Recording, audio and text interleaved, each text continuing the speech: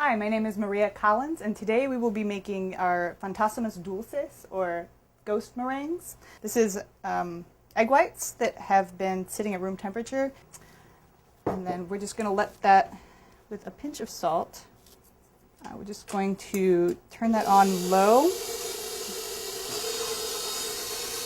start to see some little bubbles, like a little foamy, and while that's going, I'm going to whisk together a quarter cup of powdered sugar with a half cup of granulated sugar.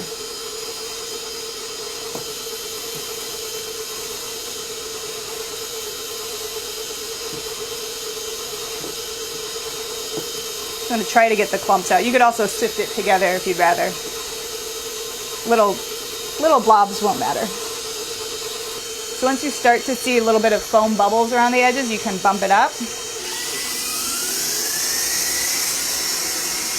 And then once you see the whisk leaving trails in your foam, it'll be nice and foamy. I'll show you. Kind of like this. It'll be big pieces, not really set, but when the whisk moves around, you can see the tracks it leaves behind. At that point, while it's moving, I'm going to pour in the sugar.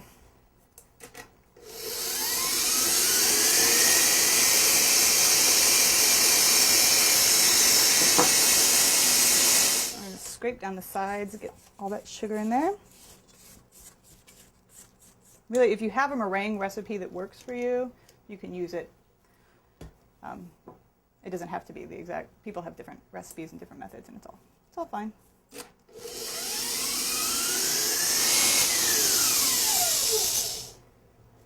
All right, so that's nice and stiff. You can see it makes a nice tight peak. And then we're going to pipe it out. All right, so our meringue is done, and this is a pastry bag. It doesn't have a tip on it. It's also stained from a lot of chocolate macaroons. If you don't, a lot of times in restaurants they have these big stainless steel cylinders that they use to hold their pastry bags. I don't, but a vase works just as well. Clean vase. I'm just going to dump this all in here. You could also use a Ziploc bag, like a big gallon bag. Just cut the end off of it after you have it filled. All right, and now we make our ghosts.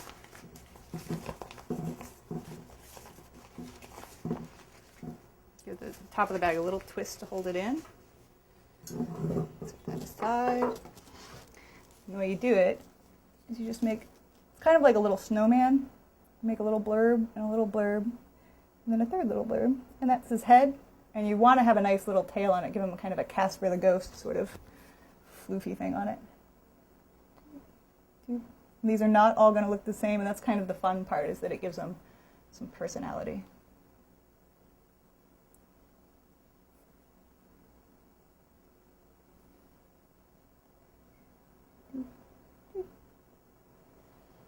And I'm just going to keep doing this until I run out of meringue.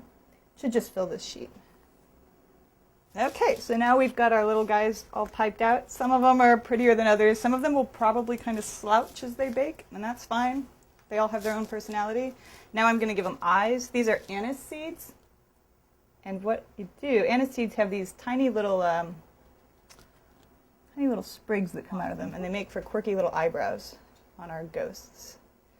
And this is a little bit finicky part to do because they're small. My fingers are not.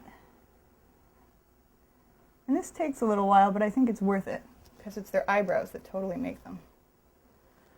And you just kind of, with each one, you sort of look and decide where his face is and add the little eyes. And I'm just going to keep going until these guys all have eyes. Okay, so all of their eyes are on, and now they're going to go in a 200-degree oven for an hour. At that point, you want to turn off the oven and leave them in there for at least another hour. Up to 3 hours or until the oven's cool, because what you're trying to do is just kind of dry them out. They don't need to cook a lot, they just want to dry out. Okay, so they're out of the oven, they're cool to the touch. If you tap them, they're kind of sound hollow, and that's what you want. And there are our little ghosts, our little ghostly meringues, fantasmas dulces.